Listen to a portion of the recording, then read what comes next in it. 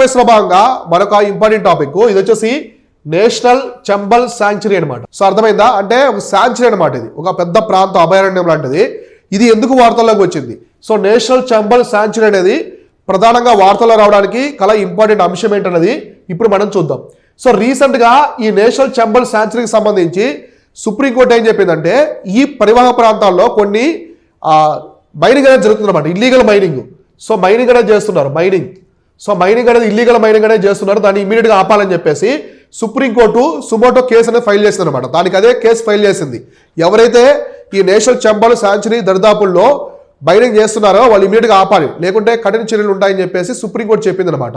So అందువల్ల ఈ concept వార్తల్లోకి రావడం జరిగింది. ఈ కాన్సెప్ట్ గురించి చూస్తే చాలా ఇంపార్టెంట్ అనమాట. ఇక్కడ మనం చెప్పుకునే పాయింట్స్ అనేవి ఎగ్జామినేషన్లో పక్కాగా అడుగుతారు. ఒకవేళ నేషనల్ చంబల్ శాంక్చురీ గురించి అడగాలనుకుంటే ఈ పాయింట్స్ ఎక్కువ అడుగుతారు అనమాట. ఇది మన భారతదేశంలోనే first and only tri state protect area అనమాట. అంటే 3 రాష్ట్రాలకు కలిసి ఇది ఒకే ఒక శాంక్చురీగా ఉందన్నమాట.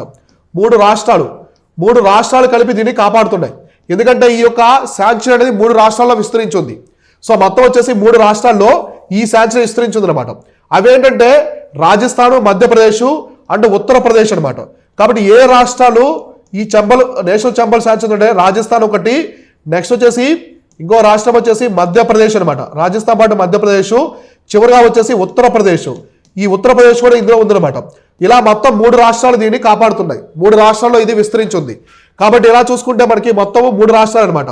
ఇక్కడ యూపీ, ఇక్కడ రాజస్థాను, ఇది ఉత్తరప్రదేశ్, ఇది మధ్యప్రదేశ్. ఇలా 3 రాష్ట్రాల్లో ఈ యొక్క నేషనల్ చంబల్ శాంక్చురీ అనేది విస్తరించింది. కాబట్టి 3 రాష్ట్రాలు కాపాడుతున్నాయి. ఇలా 3 రాష్ట్రాలు కాపాడే ఒక్కొక్క శాంక్చురీ మన భారతదేశంలో ఇదే అనమాట ఫస్ట్.